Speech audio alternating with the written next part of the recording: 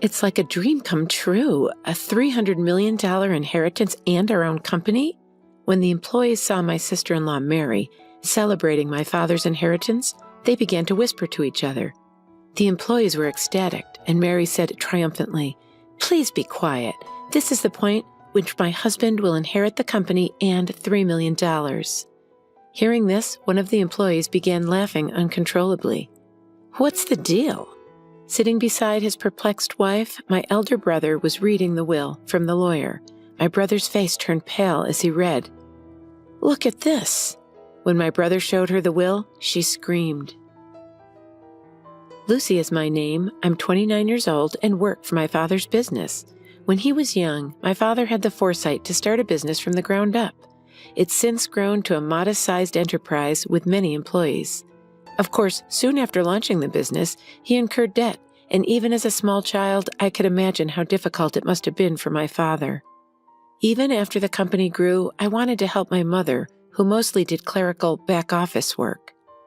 My parents encouraged me to attend college and pursue a career of my choosing, but my dream was to work for the company that my father had worked so hard to build. That was the first thing that came to mind when I was considering my career path after graduating from high school. Bob, a veteran employee, was the first person to mentor me when I joined my father's company. Bob patiently taught me the fundamentals of business without looking at me through the lens of being the president's daughter. I was able to learn more about the company thanks to Bob. On the other hand, my brother Tom, who's just 2 years older, went to college to study management. From a young age, he was proud to tell his college friends that his father was running a business and that he would eventually take over the business. Tom's friends would ask, "What are your plans after you graduate from college, Tom? Don't you have to look for work?" "I don't need to look for work because I'll be working for my father's company. I'll eventually be the company's president, so I'll take my time gaining management experience until then." "So you're going to be the next president of the company? Then your life will be safe and secure. I'm jealous of you." One of Tom's friends remarked, "Tom, you have a younger sister as well. Isn't there going to be a fight over who's the successor?" "Younger sister? I do, but she's a high school graduate and a simple person." "That's something you say a lot." "She appears to be doing some behind-the-scenes work for the company. If I become president, I'll keep her on as long as she listens to me." My brother was blowing money and fooling around under the guise of gaining experience as a business manager. He knew that if he behaved well, his friends would flock to him. There was no end to the number of women who wanted to date him because of his position as the company's next president. My brother chose the most flamboyant and attractive woman to marry. Mary was her name. After a lavish wedding, my brother and Mary went on a honeymoon abroad, built a mansion, and began their married life together. This was all done, according to him, to obtain the status of company president. Mary appeared to be content with her life with Tom, who listened to her every wish and allowed her to enjoy all of life's luxuries. I'm sure she wouldn't be interested in a life like mine, one where I work alongside my mother as a humble backstage employee in my father's company. "Lucy, you don't look like the CEO's daughter, do you?" she asked. "You don't appear to be the daughter of the company's president." Mary would often look at me and laugh whenever we met at family gatherings. "I don't like to live a lavish lifestyle," I said. She looked at me as if I were a moron. "I feel sorry for you because you were born as the daughter of a company's president, but you have no idea how to spend money." "What? You live at home with your parents and you have a lot of money, so you don't need to work so hard." Beside, with your title as president's daughter, shouldn't the men be flocking to you?" My brother agreed. "I'm sure that's true. Lucy's always been very modest, so no one would imagine that her father is the president. And apparently, she treats the other employees normally. Not come as a surprise. There are still many things I don't understand about my job. Many of my coworkers are better at their jobs than I am, so I can't act like a big shot," I refuted. But my brother said, astounded, "That's why you're useless. A boss should be able to stand tall so that he's not derided by his subordinates, such as his employees. Allow the other employees to handle the simple, tedious tasks. I suppose my father and I are the only bosses in this house." "You should not look down on your subordinates, no matter how powerful you are. My father, too." My brother cut me off when I tried to respond, looking annoyed and frustrated with me. He said, "A logical woman is not well liked by men." After my brother spoke up, Mary followed. If you keep saying things like that, I'm sure you'll never get married. You should try to make yourself more appealing. Don't you agree, Tom? Yeah, well, when I become president, I might fire a humble employee like you, Tom said. My brother and Mary only said what they needed to say, and they quickly left. My mother, who'd remained silent during this interaction, consoled me after they had gone. She said, "You're doing an excellent job with the company, which greatly helps me and your father. Don't be concerned about what Tom says." My father nodded, a stern expression on his face. My parents had previously expressed their displeasure with my brother's ideas to his face. But after that, my brother and Mary became visibly upset and stopped visiting our house for over a month. I recalled the depressing atmosphere at the time, so I suggested to my parents, "Tom and Mary are free to say whatever they want." After that, Tom and Mary continued to live their lives as they pleased, dining lavishly at high-end restaurants and vacationing at famous resorts. The purpose was to give the impression that Tom would someday be president of my father's corporation. My father was working hard to expand his business at that time, but one night at home, he complained of chest pain. I said, "Dad, are you all right? Try and relax. I'll call an ambulance." "Lucy, get this." While we waited for the ambulance, my father pointed to a drawer and told me he had a letter for me. I quickly took the letter from the drawer. "I want you to read this. If anything happens to me, everything else is up to the lawyers," he said breathlessly before losing consciousness before the ambulance arrived. And despite being rushed to the emergency room, he died without regaining consciousness. My brother and Mary, who were away on a trip, were unable to be there for my father's death. They returned from their trip 2 days later at the conclusion of my father's funeral. Tom said, "We're just glad we arrived on time. I never imagined my father would pass away while we were on vacation." I was completely taken aback. My brother and Mary arrived at the funeral without a care in the world, making no mention of the fact that my mother and I had been left to handle the arrangements. I asked my brother about it in private so that the employees present would not hear. "Couldn't you have arrived home earlier?" "What? I couldn't because I'd already booked our return flight," my brother said, without apologizing, and then addressed the employees.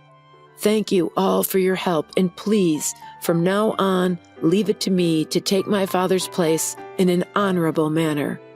Mary looked around at the employees who had quieted down in response to my brother's words, and she said admiringly, "That's exactly what Tom would do. Everyone is speechless because they're so impressed." "Right? It's only natural given my dignity." Pridefully, my brother asked, "Lucy, isn't the ceremony just about to start? Please hurry and show us the way." I was irritated by my brother's late appearance and his arrogance, but I led him, Mary, and the employees to the meal ceremony party table. My brother continued to act arrogantly as we ate. "Isn't the quality of this food questionable, Lucy? This will degrade our father's standing as president." Mother and I already discussed it, and we came to an agreement on the food. Besides, I don't want you telling me what to do. This is why people have no idea what it means to be president. He gave orders not only to me, but also to the other employees. Serving other people, you're pointless. I rushed to stop him after hearing him order Bob, a veteran employee, to do his bidding. "Oh, Tom, you're so bold. Don't be impolite to Bob." "What? They're rude people. Why should I be humble in front of a mere employee? These guys ought to have more regard for me, the president." Mary was also getting into the spirit of things, and she charged at me. "That's right. Stop talking down to Tom, the company's president, Lucy. If you continue to disobey him, he'll fire you. He has the authority." A man appeared just as my brother and his wife were blustering on. He said, "Please, excuse my interruption. Your father asked me to look after his inheritance." He was the lawyer my father had retained while he was still alive. Then I remembered.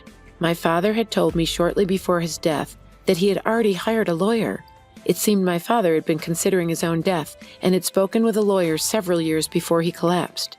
My brother and Mary's eyes lit up when the lawyer mentioned inheritance. They gladly welcomed the lawyer into their room. Tom said, "Thank you for attending. The sooner we complete this task, the better. Come on in." But as he spoke with the lawyer, Tom began to sob. "Wasn't my father's inheritance worth $300 million? When Mary heard this, she squealed with delight. $300 million? That much money in a company that belongs to us is a dream come true. When the employees heard this, they began to whisper. Mary triumphantly declared to the mourning employees, "Quiet. This is the moment when the company and its $300 million inheritance pass to Tom." Hearing this, one of the employees began laughing uncontrollably. "What's the deal?" My brother had received the will and was reading it next to Mary, who was wondering what the employees found so funny. My brother's face turned pale as she watched. Mary, according to the will, the entire company will be given to the eldest daughter, to Lucy." He stared at the will for some time and then began shouting, "This is not possible! This is incorrect!" In a troubled tone, the lawyer said, "This is a legally enforceable will." My brother's voice became more and more choked. "What? I couldn't care less. How can Lucy become president instead of me? Perhaps Dad was simply getting old and senile." Yes, your father lacks sound judgment. A will made by a senile old man is null and void." Hearing these words, I completely snapped. I couldn't let these two people insult my late father. I couldn't let anyone, even family members, bring down my father, who was a good man until the end. Enough! My brother Tom becoming president would be even more unthinkable in my opinion. The words infuriated my brother. "What? Are you trying to tell me that I'm unfit to be president?" I responded without hesitation. "You are correct. How can you be president of this company if you've never even helped it?" "Don't be a moron. Mary and I even built a house fit for a president, and we went to great lengths to make me look the part." "Do you mean building a mansion unsuitable for a man of your stature, or eating at fancy restaurants? That's not good for business. It's only money. After all, didn't Father cover the majority of the costs for the new house and extravaganza?" "How in the world would you know that?" "Just before he died, Dad left me a letter. In the letter, he detailed all the money he had spent on you and stated it would be given to you in a gift during his lifetime. As a result, your share of the estate is practically nothing." Mary panicked when she heard this. "Wait a second. Isn't this inheritance worth $300 million? Did we already spend that much? It's not fair that we got so little out of it." The employee who had just burst out laughing quickly approached Mary and informed her that $300 million comes from the company, not from personal assets. I believe all the employees here are aware of this. "Money from the company? Isn't that something that can be inherited?" I informed Mary, "It is indeed. The money from the company is not inheritance for the family, so I'm pretty sure my brother's share is negligible. That breaks my heart." "Oh, no!" Lucy was completely taken aback. "The inheritance, $300 million. My brother stood up as if he'd had an epiphany, and he yelled at the employees, "You want your company president to be a plain woman like Lucy? You must believe I'm more qualified to be president. I have the same amount of charisma as my father." Not one of his co-workers agreed with him. Bob then took the initiative and began talking with my brother. "Your predecessor, your father, was a charismatic man who founded the company during his lifetime. However, you and he are not the same person." "What?" "What you have is arrogance, looking down on us, not charisma." "What?" My brother became enraged when the employee calmly refuted him. "Tom, you may be an employee of our company, but we, the employees, rarely see you at work." "That's because I don't have time to do any work for the company. I was too busy networking with others. I couldn't have time to do work anyone could do." "You call going on trips and fun at night networking? Isn't that all there is to say?" Bob sighed and went on. "In that regard, Lucy worked hard every day to learn more about the company while performing her unobtrusive, behind-the-scene duties." "Bob." "I sense the same sincerity in her as in your father. Lucy is the right person for the job, according to all of us at the company." The other employees nodded enthusiastically in response to his words.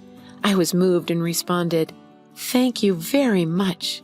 To be honest, I'm surprised by the suddenness of the news, but having witnessed my father's enthusiasm for the company firsthand, I care about it just as much as you do. I look forward to your continued assistance." The employees warmly applauded as I bowed deeply. Encouraged by the applause, I said firmly, "All of you here are important friends who have helped our business. Anyone who ignores them is unfit to be employee, let alone company's president. You can be fired by the president. My brother became irritated upon hearing this. What in the world are you on about? I'm your brother. What exactly are you on about?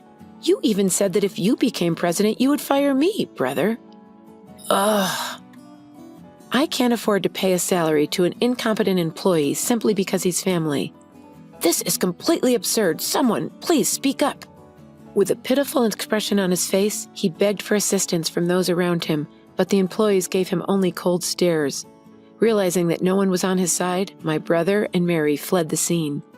After that, Tom lost his job and survived on the small inheritance he had received, but the funds quickly ran out. Can you lend me money, Lucy?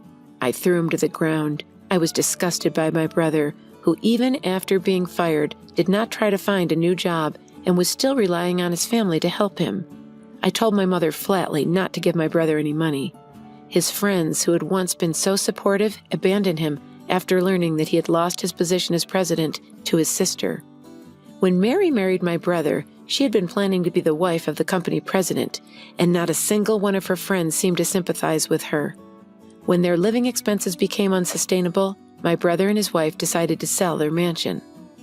The money from selling their house may have allowed my brother and his wife to relax and resume their previous lifestyle. However, without any income, my brother and his wife's savings quickly ran out. When they had nothing left to sell, they could no longer pay their living expenses. When they finally decided to give up and work, no one would hire them because they had never worked a day in their lives. Tom was eventually able to find a part-time job at a convenience store. Now he is working at a convenience store, a job he is unfamiliar with, and has been told that his work is inadequate by other part-time employees who are much younger than he is. Mary, too, can no longer be a full-time housewife like she used to be. She has joined the part-time housewives she used to mock, and she now works as a cashier at a supermarket from morning to night for a low monthly salary. I, on the other hand, am using what I've learned from my behind-the-scenes work to help the company. Bob and the other employees have been working with me, and the company has been steadily growing. My brother's case may have actually strengthened employee unity. I vowed to continue working with my mother to grow the business in order to bring more joy to my Father in heaven. My marriage was about 6 months old at that time. A bolt of lightning struck my otherwise mundane life. My husband forced me to take care of my father-in-law, who had become bedridden as a result of an accident. Because that was the first experience to me, I struggled with caring for my father-in-law. Then my husband said to me, "We're going to relax in Hawaii and you'll look after my father." My husband and my mother-in-law left for Hawaii, leaving me behind. They still didn't know, they had no idea what kind of tragedy their decision would cause later on. Mary is my name, and I am 30 years old. I've always enjoyed cooking, so after graduating from college, I went to work for a major restaurant chain. I am now in charge of developing new products in the planning department, 8 years after starting there. I met Tom, who later became my husband 2 years ago. I went to my favorite Japanese pub all by myself, found full that day, sat at a counter. Tom was sitting next to me. We found we were the same age through a conversation with the pub master. We had a nice chat and exchanged contacts. Tom began inviting me to dinner on a regular basis after that, and we began spending time alone together. He was upbeat and funny, and I found myself drawn to him. He appeared to be the same way, and we started dating naturally. We got married 6 months ago after a year of dating. We are currently enjoying living together in an apartment located between our workplaces. I sometimes cut corners on housework because we both have work, but Tom always smiles and says, "You don't have to be perfect at housework. I'm just happy being with you." I wish I took time to prepare dinner as well, but I'm happy just to be able to have dinner with the person I love. I believe so. Thank you, I said. Tom is always so gracious. Only to you. I like to treat the people I like nicely. I'm so happy to be your wife. Me too. I'm really happy to have a wife like you. Even 6 months after our wedding, our relationship is still so good that we have conversations like this today. I thought that our happy days would last for a long time, but then, all of a sudden, those happy days vanished. My husband was already in the living room when I got home from work that day. Normally, the first one who got home would say, "Hey." However, There was a somewhat heavy silence on that day. I nervously talked to my husband, who was on his phone with a worried face. Tom, hey, are you alright? Hey, Mary, I was completely out of it. What happened? You seem terrified. Oh, it's just my mother called. From your mom? Dad got involved in an accident. What? I couldn't keep up with the unexpected response, but we couldn't sit at home doing nothing. I immediately took my husband's hand. What are you doing, sitting there like that? We must visit our father now. I'm afraid we can't. No, why? There is no way we can meet him right now. Does that imply he's not feeling well? Yeah, we don't have to come because Mom is going to stay with him until he gets better. Oh no. His words made me realize there was nothing I could do at this point. I let go of his hand and sat down on the sofa. I'm concerned if he is okay. Tom remained silent. My anxiety was heightened by his silence. My father-in-law had only recently turned 65 years old. On his days off, he had often taken good care of his health, going hiking and golfing. My husband works for my father-in-law, who owns a business. My husband must be perplexed that my father-in-law, who is also his father and the president of the company where he works, is experiencing this. I couldn't imagine him in his usual cheerful mood that day because he was so depressed. We were finally able to visit my father-in-law a week later. My father-in-law was lying in the hospital room with a powerless smile on his face. When I arrived with my husband, "Are you all right?" I asked. My father-in-law apologetically scratched his head. Mary, I'm sorry. I apologize for causing you a concern. I'm not upset. I'm relieved that you are safe. I'm glad to hear that and able to speak slowly. I'm fine. Oh, but please stay in bed for a while. My father-in-law smiled as he heard my words. I felt relieved when I saw his smile. My father-in-law suffered a spinal cord injury as a result of the accident and is still paralyzed. In terms of treatment, he would be hospitalized and undergo rehabilitation for about 2 months to assess his progress. Even after he was released from the hospital, he would require ongoing rehabilitation. Tom has decided to assume the presidency in place of his father while he is away. Although only for a short time, having my own husband as the president was unusual. My mother-in-law arrived in the hospital room while I was watching the conversation between my husband and father-in-law. She summoned me to a hospital room corner and spoke sarcastically to me. "Hey, Mary, are you sure you're not mistaken?" "I'm mistaken?" I asked. "You are, indeed. Just because Tom is president doesn't mean you can't have fun, right? Please don't take advantage of Tom." "I don't have to be concerned about that because I'm employed and well compensated." "I'm not sure. In the first place, you were aware that Tom was the boss's son. What a vile young lady!" The mother-in-law smirked and said those words matter-of-factly, but it was her imagination, not reality. I didn't realize Tom was the president's son until we were dating for a while. As a result, my mother-in-law has been sarcastic toward me since the start of our marriage. I didn't want to be misunderstood and hated her one-sidedly, so I snapped at her on the spot. "I didn't ask him for money. Tom's personality captivated me." "What? What are you on about? You speak to me as if you know who I am." "That is correct. Nothing would be misunderstood by you." "I'm not sure. Whatever you say, I will never approve of you." "Oh no." My father-in-law, perhaps noticing our conversation, and asked, "What's wrong?" "It's nothing," my mother-in-law said, glaring at me. My mother-in-law's words and actions made it clear that she adored Tom. She probably thought I'm a woman who approached her son for money because we married after only a year of dating. Her attitude toward me has been ruthless since the moment I went to greet her at the wedding. But under that circumstances, I never expected my mother-in-law to be so sarcastic towards me. My husband also adored her troublingly. He said something like this a few days later. "Mary, you're aware that my father will be released from the hospital the month after next, right? We'll be returning to my parents' house at that time." "Wait a minute," I said. "Why are you suddenly saying so?" "That was suggested by Mom. This is a good time for us to move in together," she said. "Mom can't live with my father by herself." "But it's not easy to do that so quickly." "What are you on about? We're all in this together," Mom says to me. "That is so thankful." I was perplexed, but he stated unequivocally, Anyway, that is a decision. Simply get your belongings packed in time for the move-in. Wait, I won't be able to commute to work if I move to your parents' house. We had trouble finding an apartment near our workplaces. Isn't it only 5 stops by train from my parents' house? You're very fortunate to be able to sit on the train in the morning.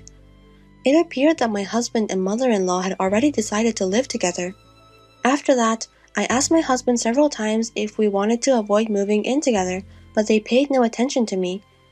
My husband became more devoted to my mother-in-law than ever before.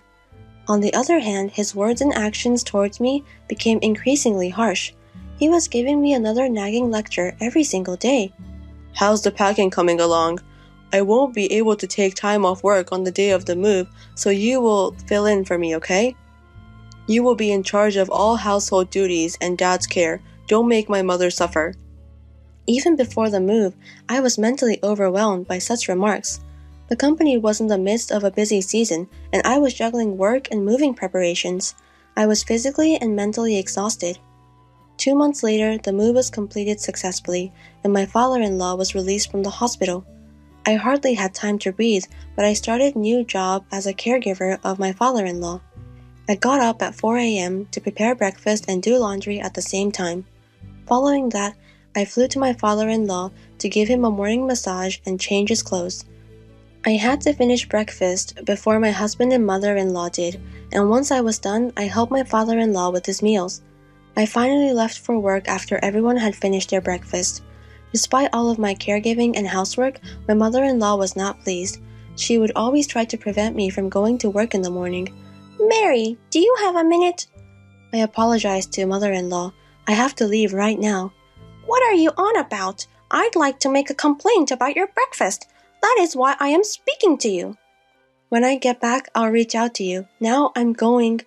"Don't argue with me, just sit there." "No." "Come on, take a seat." My headache began with my mother-in-law's yelling.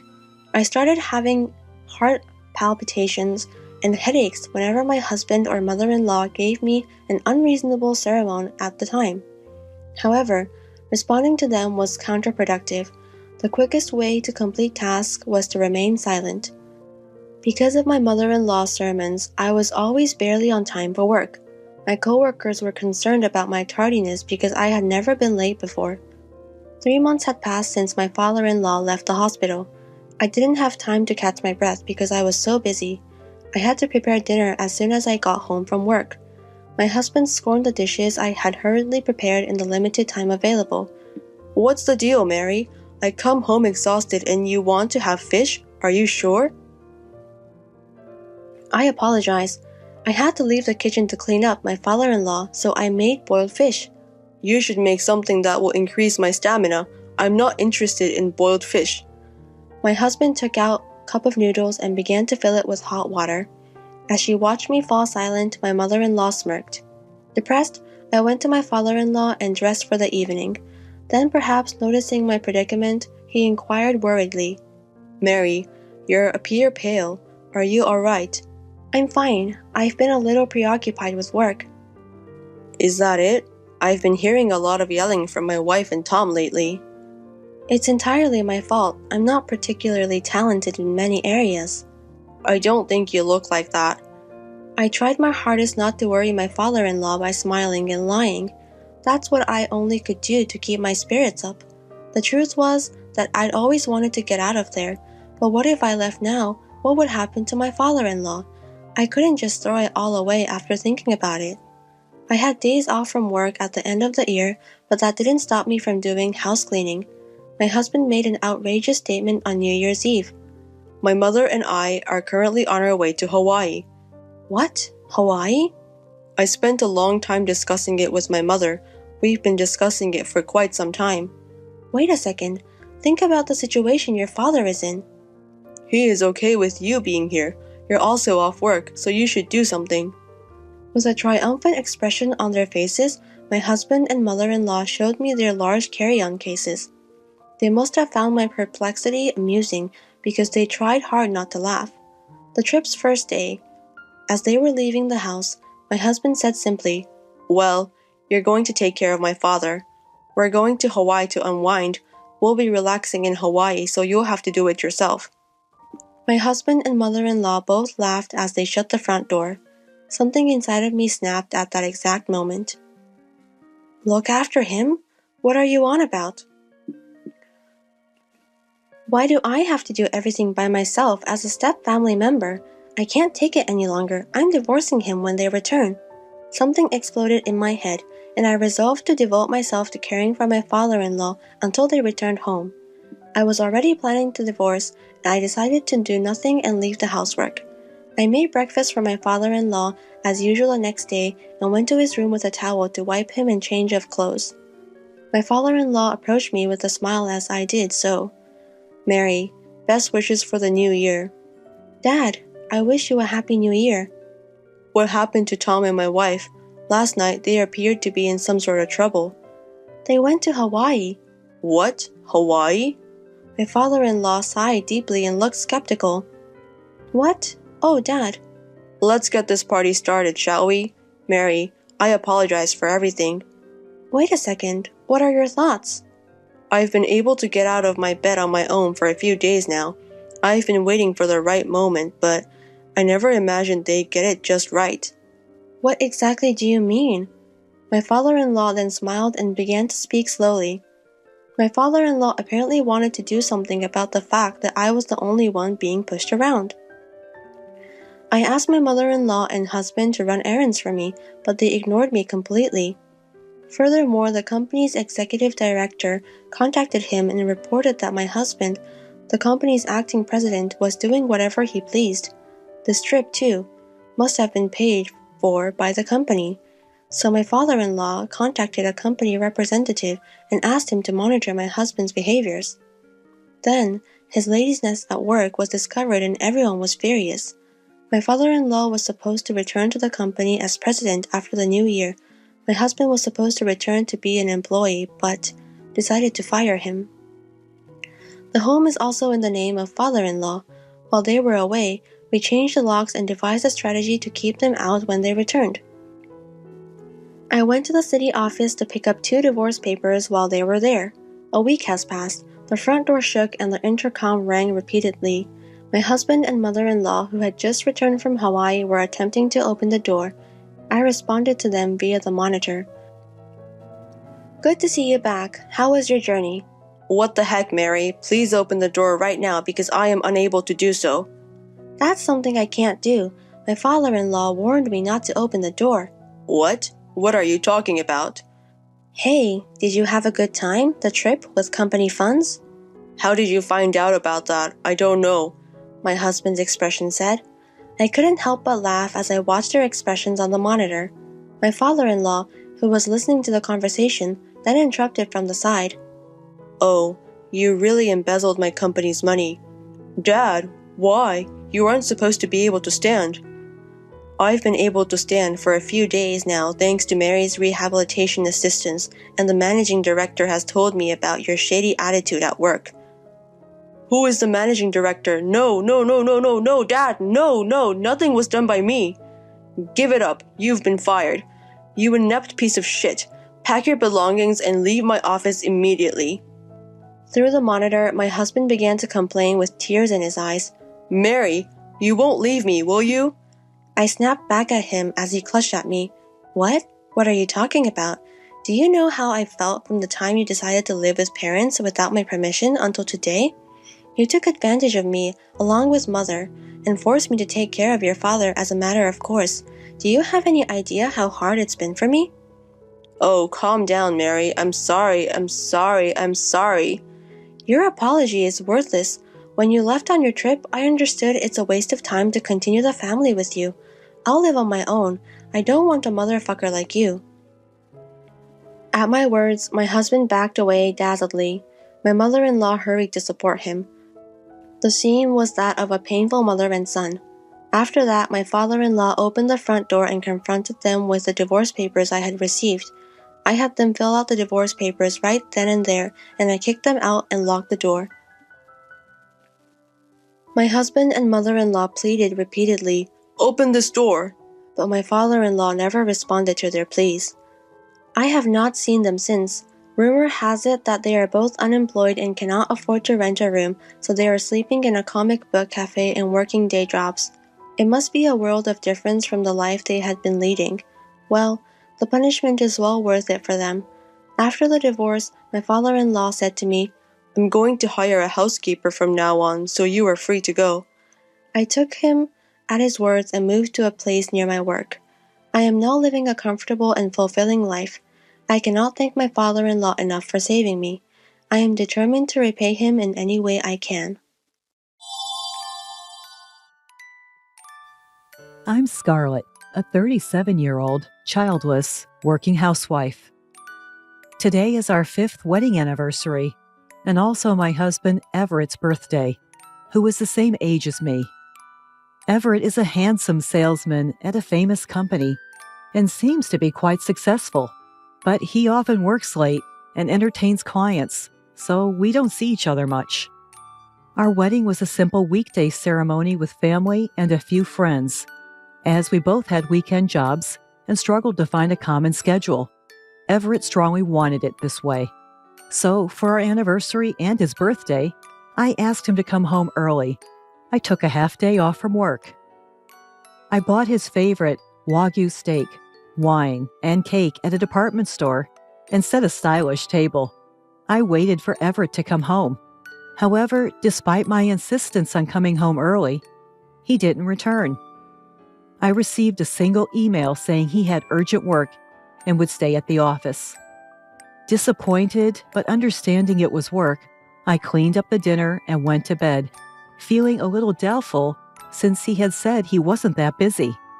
The next morning, I went to work as usual, and my messages to his phone went unread. No response to my calls either. Worried, I called his office and was shocked to learn he had resigned the day before and apparently found a job in a neighboring prefecture. I hadn't heard a word about this. I rushed home and saw his shoes at the entrance. I burst into his room to find him packing his belongings in a suitcase. "What's going on?" In my surprise, I opened my eyes wide and asked him that. And he said, "What, you already found out?" while clicking his tongue and handing over the divorce papers. "What's going on?" With cold eyes, he repeated my question and said, "Let's get a divorce." "Why? What for?" "I'm fed up with you not fulfilling your role as a wife. You prioritize work, don't cook, do laundry once a week, and the room is dusty. I don't need a wife like that." "Wait a minute. For the past 2 years, I made dinner and waited, but you always said you had eaten and didn't eat it. That's why I stopped cooking." "Still, it's a wife's duty to cook and wait. Besides, your cooking is terrible, so I started eating out." At the beginning of our marriage, he used to say my cooking was great. I shuddered at his cold voice and argued that we had agreed when we got married that I would do the laundry and cleaning on my days off, Wednesdays and Thursdays. But he just rolled his eyes and said, "So, I should put up with a dirty room from Friday to Tuesday? That's a joke." "What happened to you all of a sudden?" "I never thought you wouldn't quit your job even after 5 years of marriage. When I got a job offer, I thought it was a good opportunity." "A good opportunity to divorce?"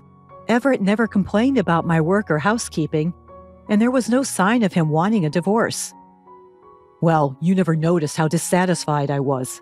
I don't need a wife like that. I rented an apartment near my new job, so I won't be coming back to this room." With that, he pushed me aside, standing in front of the door, and left the house with his suitcase.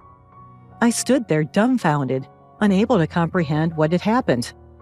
A week later, I attended a high school reunion. I wasn't in the mood to go, but I had already paid the membership fee, and I hadn't been able to contact Everett since then. I was feeling frustrated every day, so I thought it might be a good change of pace. When I went, there were divorced and single mothers among my classmates, and everyone was living strong lives. Until then, I had only hoped for an improvement in my relationship with Everett.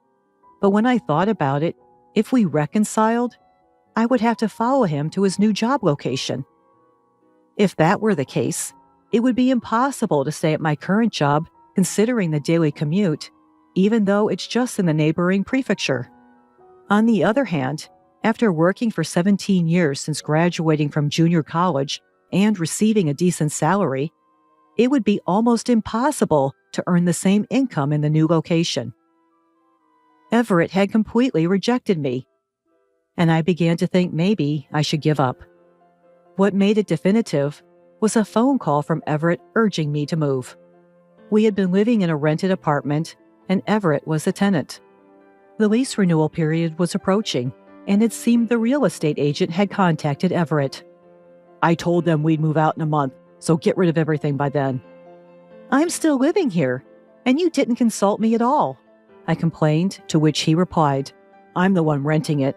I don't need to consult you," in a combative tone. I realized that it was really hopeless and said, "Fine, I'll clean up my stuff this weekend or next weekend. Get rid of not just your stuff, but also everything left in my room and the furniture." "What?" I was ticked off when I heard that. "What are you talking about? This room was originally rented by you when you were single, and most of the furniture has been used since then. Most of the other furniture and appliances were bought with your credit card. I'll dispose of the furniture and appliances I mainly used, but naturally, you're responsible for disposing of the rest and covering the disposal costs." When I replied, he hung up. What a stingy man, taking only his precious belongings and leaving all the cleanup to me. This made me determined to divorce him. Over the weekend, I sorted out the closet, reminiscing about the happy times we'd had since we got married. There were many things belonging to both me and Everett. Among them, I found his high school graduation album. Come to think of it, all the friends Everett introduced me to were from after college. I absent-mindedly flipped through his graduation album. That's when I noticed something unexpected. I submitted the divorce papers and reported it to Everett by email. A week later, in the evening, I received a reply from Everett with a picture, which was a marriage registration form for him and a woman. I was astonished and stared at it when he called me. "Did you see it? What does this mean?" "It's exactly what it looks like. I just had a wedding ceremony and remarried that woman." "You're kidding." "She's super beautiful, rich, and has a great personality. She asked me to marry her as soon as we divorced. This is proof. Isn't it amazing?" "So you were cheating on me while we were married?"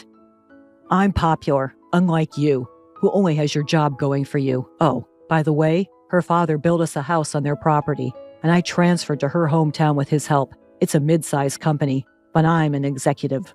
Everett must have really wanted to brag about remarrying his rich affair partner, but as he nonchalantly answered, a strong anger rose within me. He said there was a problem with me and divorced me, but it was actually to remarry his affair partner. He said they had been dating for over 2 years. They met at a pub with his coworkers, and she was one of 4 women sitting at the next table. Apparently, when Everett spilled his drink on his clothes, she wiped it off, and that's how they started talking. "Man, she's the same age as you and me, but she's super beautiful and looks like she's 10 years younger. She quickly wiped my clothes with a pretty handkerchief." According to Everett, when he took her to a restaurant to thank her, he learned she was a landowner's daughter. She had an arranged marriage at her parents' suggestion, but was troubled by her husband's infidelity. After saying, "I need to fix my bad parts. She's totally different from you," I was instantly attracted to her, he said, and then aggressively pursued her. She started dating Everett without divorcing her husband. Isn't it normal to question the woman who dates 2 men while trying to be devoted to her husband?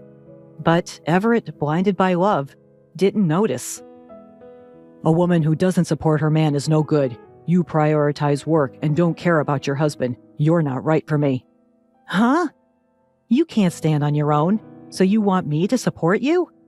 I couldn't help but yell at him, and Everett seemed annoyed as well, saying, I'm so glad I'm finally free from a woman like you. Stella is the best after all." "Stella? Is that her name?" "Yeah, it's written with the characters for double and flower, like the double cherry blossoms. She was born when the double cherry blossoms were in full bloom. Her parents have a great naming sense. They are true celebrities." As I listened to Everett's voice, enchanted with her unique name, I remembered something. "Did you really marry such a wonderful woman?" You're not lying? Pretending to say this, Everett's pride was hurt. She's the best wife with a great family background and personality. Look at her elegant beauty. As I expected, he sent me a picture of the two of them at their wedding. Ah, no doubt, it's her. I couldn't help but burst out laughing. What's so funny? This is proof that we really got married. Uh-huh, sure, it's real. I can't help but laugh, unable to say anything more. Hey, stop laughing. We really got married, and there's a baby in her belly. What? No way. I can't stop laughing. Ah, I get it. Losing me must have made you go crazy. Everett interprets my laughter in a way that benefits him and says dreamily, in 3 months, we'll have a baby girl. She'll definitely be as beautiful as Stella. Well, even if she looks like you instead, she'll still be beautiful. Everett has a sweet, idol-like handsome face. For some reason, he gets a little flustered and says, no, she doesn't need to look like me. Hearing that, I burst out laughing again. Everett says, go crazy on your own, goodbye, and hangs up the phone. Eventually, he'll find out why I was laughing. I can't wait for that day. Afterward, we had some disputes over alimony and property division, but I managed to get millions of dollars from Everett through a lawyer. Everett agreed to pay alimony for his share, not wanting to cause her emotional distress during her pregnancy. 2 years passed without any contact, and then I finally received a heartbreaking email. Please, Scarlett, I beg you, please listen to me. Reluctantly, I answered the phone call that came right after the email. As expected, it was about the child born between him and Stella. Well, kids tend to look like their parents, right? Of course! Who else would they look like? Yeah. Apparently, the baby girl doesn't look like the beautiful Stella at all. I tried saying, she's only 2 years old, right? She'll change a lot as she grows. But he couldn't be convinced, thinking it's strange that there's no resemblance at all. Well, I guess that makes sense. When I asked, holding back laughter, doesn't baby look like you? He suddenly panicked and said loudly, no, she doesn't, but it's okay. It's okay that she doesn't look like me. He secretly did a DNA test to check for Stella's infidelity, but the results confirmed that both Everett and Stella were undoubtedly the child's parents.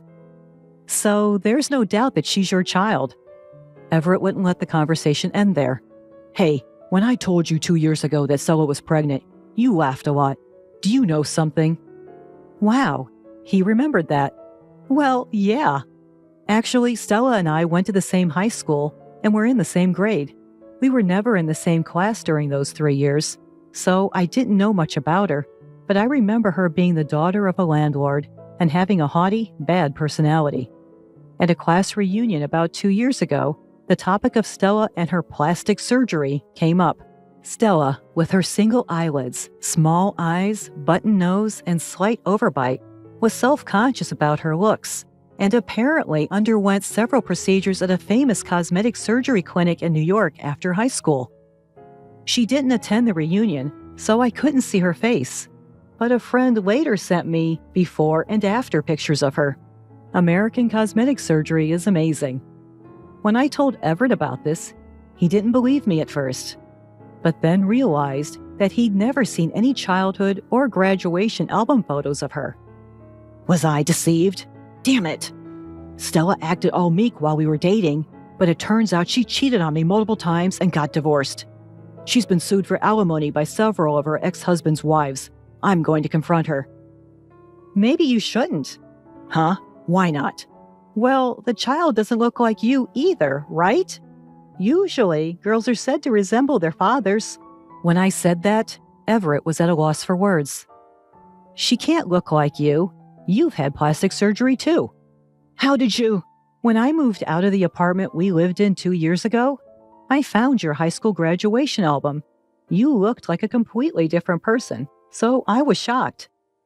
After seeing that album, I understood why he never introduced me to his college friends, insisted on having a modest wedding, and only invited a few colleagues from work.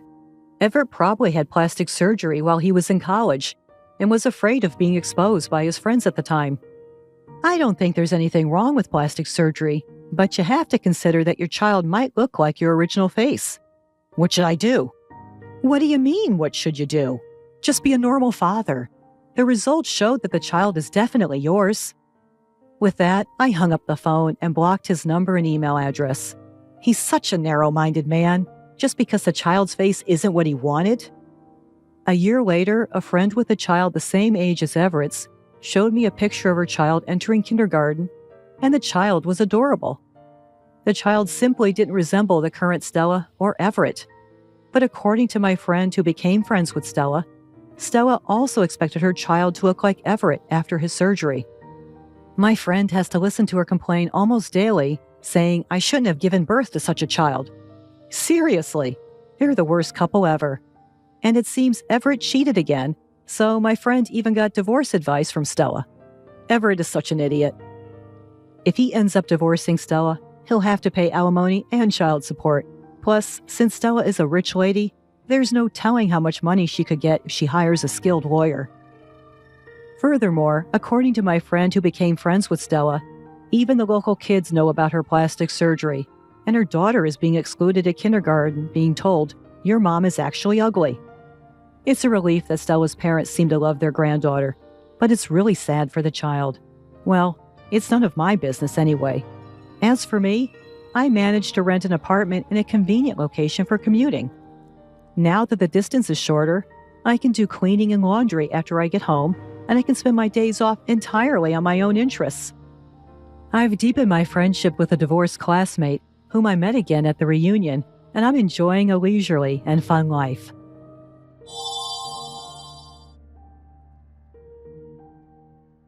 Lower the wholesale price. At least make it half. Excuse me, who is this?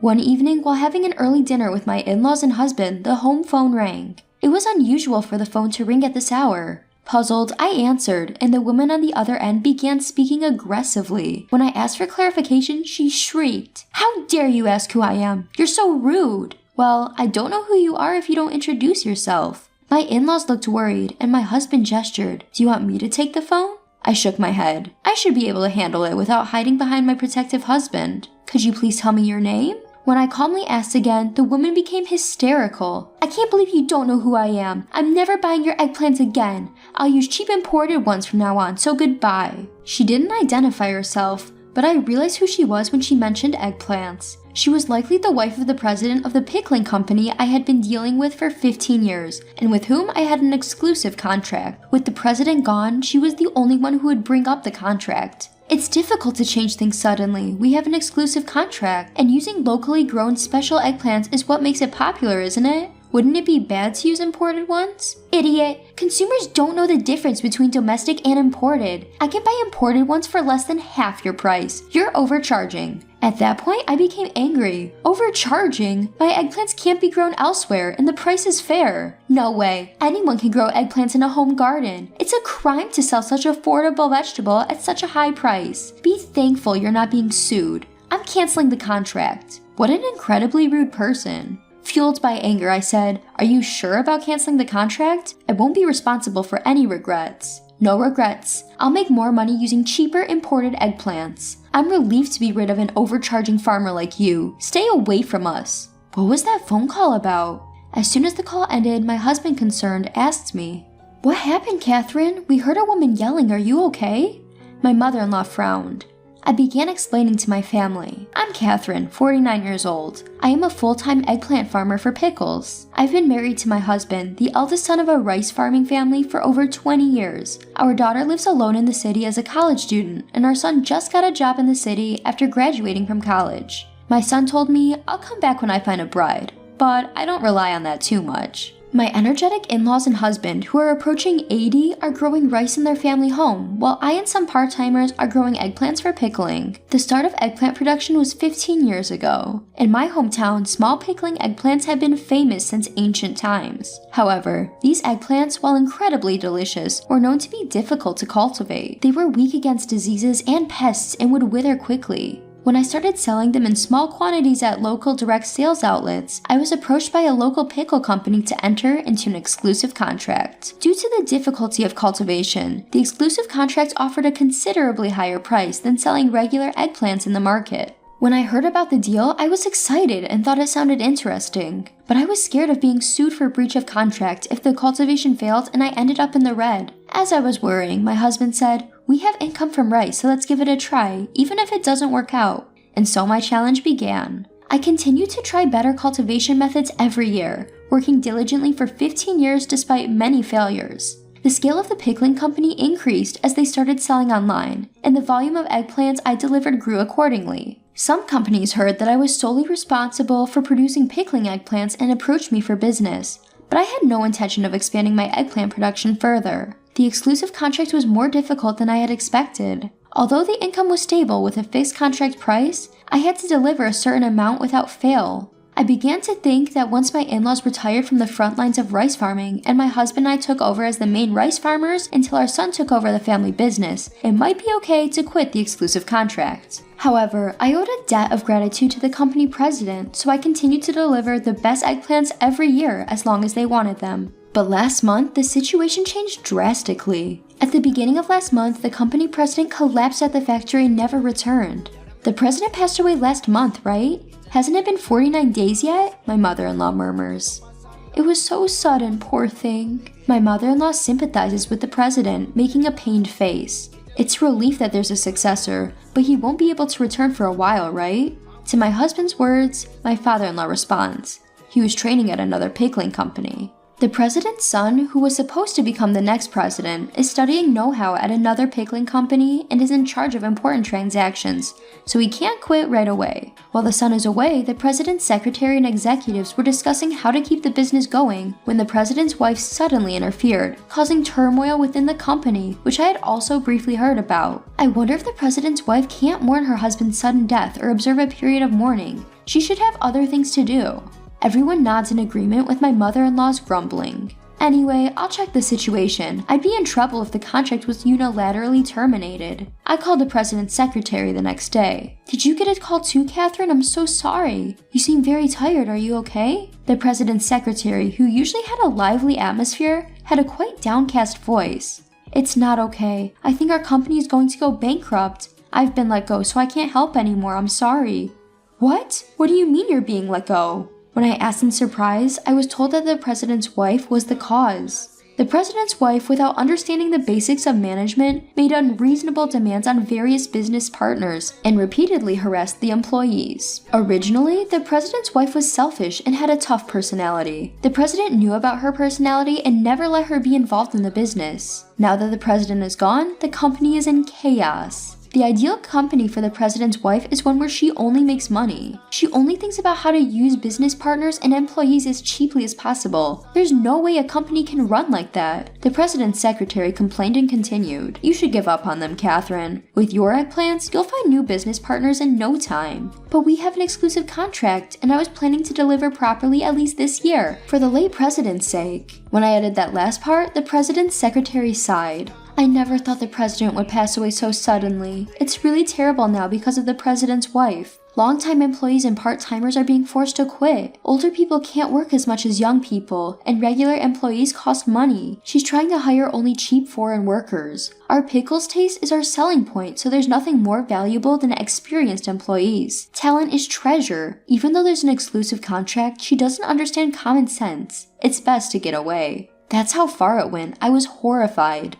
After the call, I immediately consulted with my husband. "Maybe it's time to cut ties, but there's the contract," my husband muttered with a troubled face. "Yes, we've exchanged official documents." A few days later, we officially received documents stating that the pickle company was breaking the contract. What is this? Even to an amateur, this looks like nonsense, doesn't it? I thought the secretary was a decent person. The documents were so sloppy that we couldn't help but let out these words. Seeing that, both my husband and I made up our minds. We're not at fault, and luckily, it's before planting season, so it might be a good time to quit. My husband's words made me lean towards quitting, but I was worried about the reduced income over the summer, the part-timers, and various other things. We had struggled and experimented until now, and things were finally going well. I didn't find it amusing to be suddenly forced to quit for such an unreasonable reason. My husband nodded at my words. "Let's think about income and the future later. I can't forgive the way she treated you, Catherine. It's their loss. They can't have cheap, low-quality imports bought just because they're cheap and the highest quality products made by us farmers with pride lumped together." That's true. So, my husband and I decided to stop the exclusive contract from this year and not deliver eggplants even if they begged. Then summer came. After I quit the exclusive contract, several pickle companies immediately offered contracts, and my husband and I carefully considered and contracted the best conditions, increasing our income by about 20%. We found a new shipment destinations for the eggplants, and as we worked busily every day, I almost forgot about the rude president's wife. One day, my mother-in-law came to my workplace with an eggplant pickle. "Catherine, this is awful, look. It says locally produced, but that's not true, right?" My mother-in-law brought this year's eggplant pickles from the pickle company. They said they'd use imported ones, but it says locally produced here. I was surprised when I looked at the package. Let's try it anyway? Upon my mother-in-law's suggestion, my father-in-law, husband, and the part-timers gathered to taste it, and the flavor was completely different than before. There's no way this is locally produced. First of all, it's not bite-sized. They're using large eggplants and pickling them. They're treating consumers like fools. My mother-in-law asserted with a stern face. The taste is strange too. It doesn't feel like it's just gone bad, it's like it's gone rotten. The part-timer also made a harsh comment. Could it be that the president's wife is lying about the imported products being local? But honestly, I thought she might do something like that. A few days later, during dinner, the phone rang again. "Hey, can you pretend you sold me your eggplants?" The voice didn't introduce herself, but I remembered it. It was the president's wife. "I don't remember selling you eggplants, and you're asking me to lie?" "Yes, if you say so, it'll save our company." "Weren't you supposed to never contact me again?" "That was true, but things have changed. You want money too, right? I'll give you some. It's just a small favor." Her high-handed tone trying to involve me in her crime was unbelievable. "No, thank you." I refused and hung up, then told my husband and in-laws what had happened. Everyone grinned. My husband in particular seemed pleased. "She must have regretted it right away. There's no way your eggplants and those inferior imported ones are the same." Actually, after my mother-in-law brought the pickles, I received calls from various people because I had been the one making the eggplants so far. According to information from the current pickle company, they have received numerous complaints from consumers and even been reported to the authorities. Apparently, the pickle company is in trouble now because they were internally accused of food fraud. Then a few days later, "Please testify that they were your eggplants. The police might investigate." I recognized the voice which didn't introduce herself from before. This time, it was almost sobbing. Well, I didn't sell them. I hung up again. The next day, a polite call came from a young man claiming to be the president's son. "I'd like to meet and apologize," he said, so we decided to meet that afternoon. I asked my in-laws to do the afternoon farm work, and my husband and I waited. A young man, another young man, and a flashy older woman arrived. One was the president's son, the other his current secretary, and the woman was the president's wife. The two men were very polite, but the president's wife had a sullen attitude. Skipping greetings, the son forced the president's wife to bow her head, and they both prostrated themselves. Rubbing their heads on the floor, they apologized. "Although I know the situation, is there any way you could supply eggplants again?" The son pleaded, but I refused. "I'm sorry, but it's impossible. You terminated our exclusive contract." I felt sorry for the son, but considering the president's wife's attitude and that we already had a contract with another company, it was truly impossible. He understood when I told him my honest feelings. Far from it, the president's son seemed to think it was only natural that I would refuse. "I guess you're right. I'm very sorry for this. We unilaterally terminated the exclusive contract due to our circumstances, so we'll pay the penalty as initially agreed upon." He easily gave up and began preparing the documents with his secretary. Then, the president's wife widened her eyes. "What are you thinking? We've been ripped off until now, so there's no need to pay the penalty. We got caught this time, but we can do better next time. It's the importer's fault that more than half of the imported eggplants were rotten. If we find a cheaper place, it'll be fine." "So, you tried to use cheap imports and failed miserably. That's what Catherine told you, right? That you would regret it." When her husband made a sarcastic comment, the two young men said, "Indeed, that's exactly right." They hung their heads. I was concerned about the president's wife's words and asked her again, "By the way you're talking, are you planning to continue labeling the products as locally produced even if you can't get my eggplants?" "Of course! It's more profitable and everyone is doing it." The president's wife showed no remorse and started yelling at me. My husband and I were both taken aback. That's when the president's son lost his temper. "Mom, just be quiet. I only brought you here today to apologize, but I'm fed up with you." Upon being scolded by her son, the president's wife was flustered. "I was just trying to make money. You only think about making money for yourself. That's not how a company should operate." "But isn't it a company for making money?" I was irritated by the clueless president's wife. Although on a different scale, I also employ part-time workers. It's not right to think that it's okay to lie as long as you make a profit. I believe that a fair relationship, where both employees and contracted farmers like us can make legitimate profits, is the right one. It's wrong for only one side to profit. At my words, the son, the young secretary, and my husband all nodded. You're right, Mom. Who doesn't understand that is finished as a person at the company. I'll cut ties with her. However, she needs to take responsibility for ruining Dad's company. Upon hearing her son's declaration of disownment, the president's wife seemed to be affected for the first time. She was so shocked she turned pale and silent. She suddenly became stunned and docile.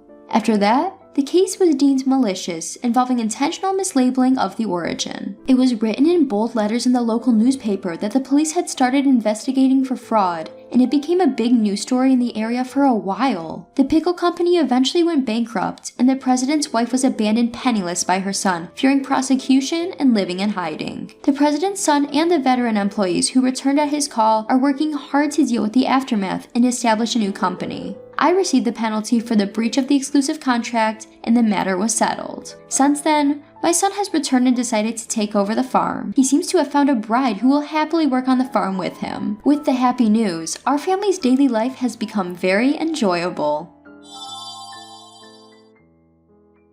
You are so plain and cheap.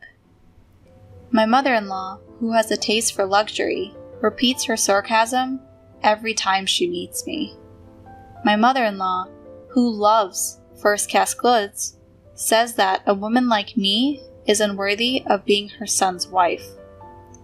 One day, my mother-in-law, who made fun of the cheap things I wear, poured wine on the dress I was wearing. "Stop it, you cheap thing!" My mother-in-law, who has told me so, later turned pale when she learned the truth. My name is Isabel, a 28-year-old housewife. I married my husband James 2 years ago, and since we have no children yet, we are enjoying a carefree life. Married life with my kind husband is peaceful and smooth. We are even talking about having a baby soon. I am in the midst of such happiness, but my relationship with my mother-in-law, my husband's mother, is not so good. My mother-in-law, Kate, has been very critical of me since we first got married, and even after 2 years of marriage, we have not been able to build a good relationship. I tried to get along with her, but she doesn't seem to want to. My son wanted to get married. I wonder what kind of young lady he would bring. She's very plain or simple. She's not very nice. Perhaps I had made a bad impression on my mother-in-law at our first meeting, but these were the first words she said to me. Perhaps she was trying to tell me that I was not a suitable wife for her son. My parents are a normal working couple, my father an office worker, and my mother a nurse. But my mother-in-law said that as a child of such a family, I did not fit in. I can't believe your mother has to work too. They must have been very poor. My mother-in-law said this with a pitying look in her eyes when she heard about my family. My mother-in-law, who had been a housewife since her marriage and had never worked, laughed and said she had never experienced such hardship. She also proudly told me that she grew up in a wealthy family. From a young age, I always wore things that were nicer than the other people around me. Cheap things don't suit me. That's why I raised my son to know what is the best. I didn't know how to react to my mother-in-law, so I always tried to cover it up with an affectionate smile. It is true that I prefer simple clothes and makeup, which may not suit my mother-in-law, who prefers glamorous things. My mother-in-law always wears fancy, luxury brand clothes, accessories, and makeup. You don't know what good things are, do you? You only know about cheap stuff, don't you? I wonder why my son chose her at all. I raised him to know what is good. After boasting a lot, she always ends up putting me down. Since my husband and I got married, my mother-in-law and I have always been in this kind of situation. However, she is also sarcastic to me when we meet occasionally, and I don't mind it too much because it's something I can just ignore. But my father-in-law and husband are kind to me, and I didn't think it was something I needed to take care of. And there was one more person who welcomed me kindly into my in-laws' home. That was my grandmother-in-law. My father-in-law's mother, who is my husband's grandmother, is a little over 80 years old, but she is still in good health. My husband's parents have 2 houses on a large yacht, and parents-in-laws and grandparents-in-law live in each of them. Both houses are magnificent mansions, and I was very surprised when I saw them for the first time. The land was cheap, and we had a carpenter who built them cheaply. It's not that magnificent. My grandmother-in-law replied with a laugh. My mother-in-law proudly talked about how her house and herself, but in reality, it was largely due to the achievements of my grandparents-in-law. In spite of this, my grandmother-in-law is not snobbish and is very friendly with me. Thanks to that, I didn't mind when my mother-in-law annoyed me. It feels like I have more grandchildren. Well, we don't have any female grandchildren in our family. My grandmother-in-law said so and loved me very much. If possible, I would like to get along with the 3 of us women, but the reality is that it doesn't work out that way. Still, I am glad that I can get along with my grandmother-in-law. Although I do not actively associate with my mother-in-law, I have a good relationship with my grandmother-in-law, like going out for lunch or tea with her. One day, my mother-in-law called me. It's my birthday next month. I've decided to have it at our house this year. Come and celebrate with my son.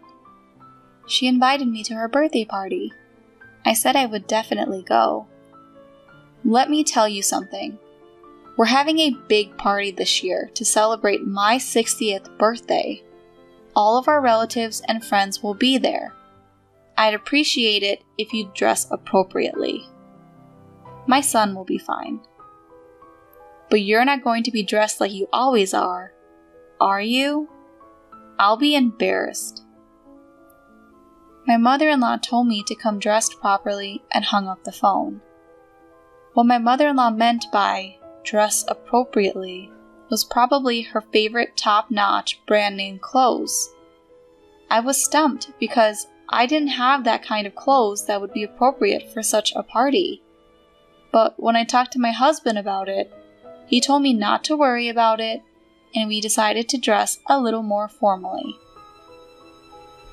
Then came my mother-in-law's birthday.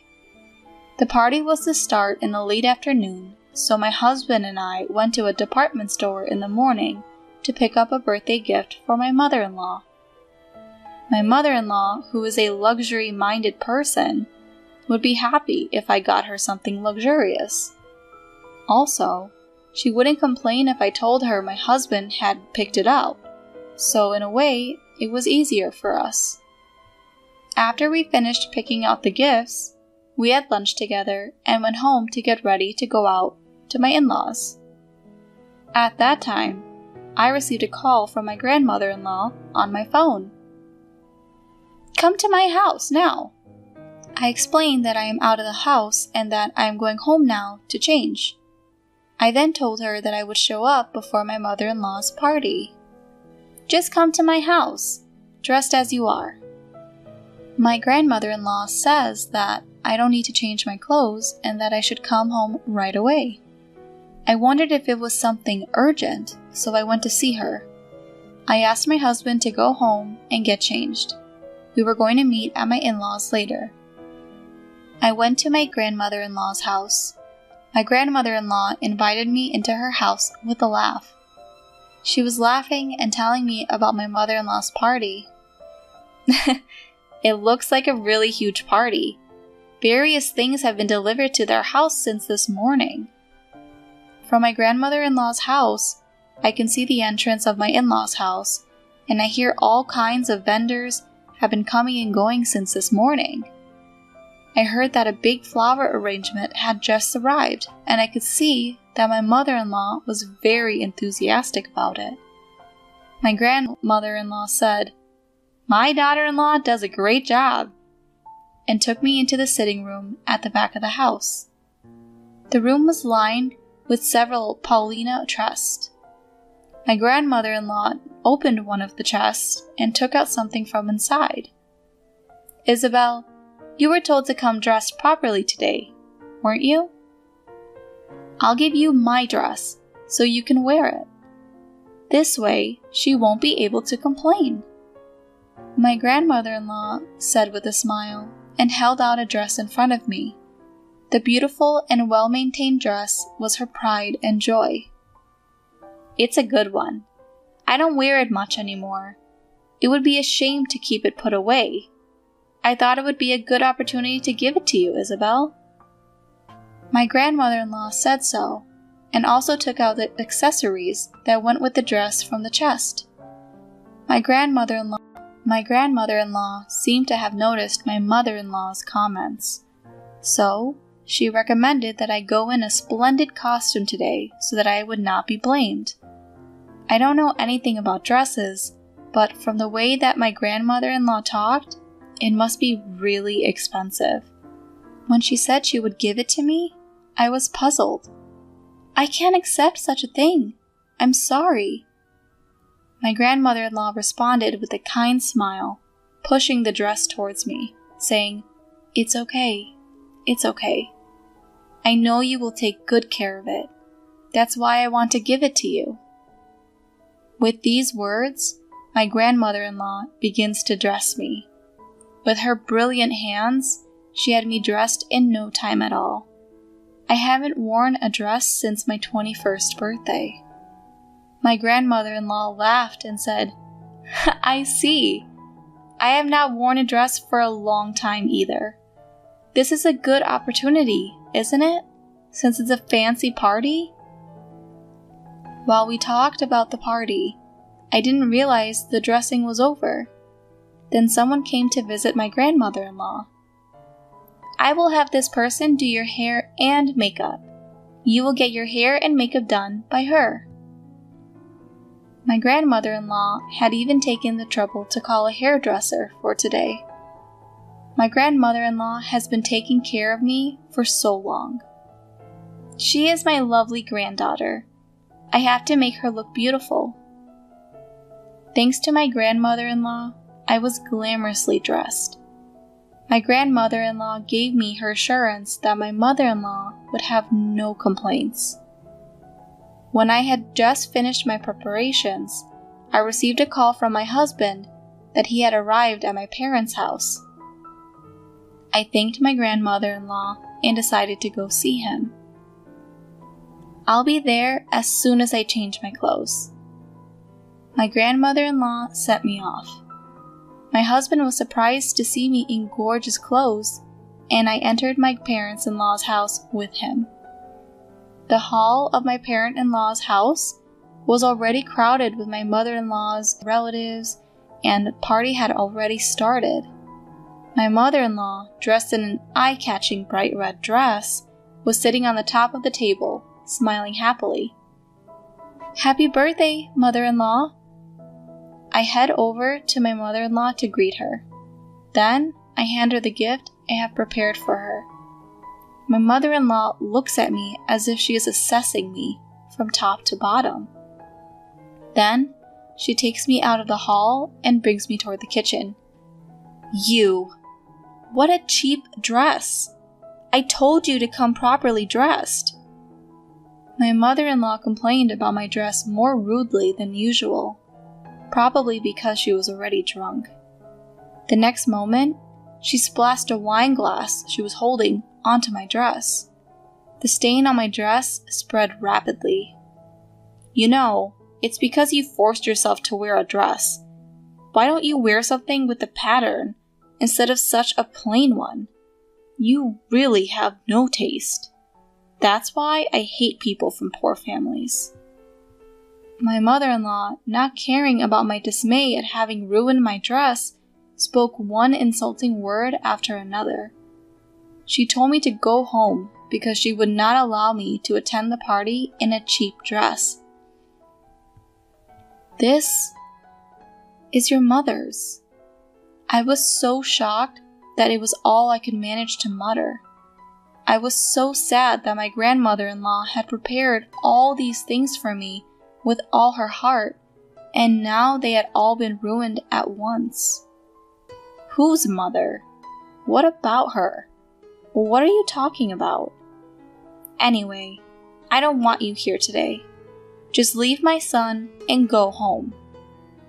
My mother-in-law, who did not understand the situation, quickly tried to get me to leave.